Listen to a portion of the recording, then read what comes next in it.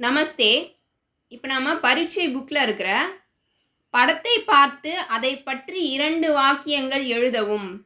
See the picture and write 2 sentences about it. அதாவது கொடுத்துருக்க படத்தை பார்த்து, அதாவது அந்த பிக்சரை பார்த்து நம்ம ஹிந்தியில் 2 சென்டென்ஸ் எழுதணும், 2 வாக்கியங்கள் எழுதணும்.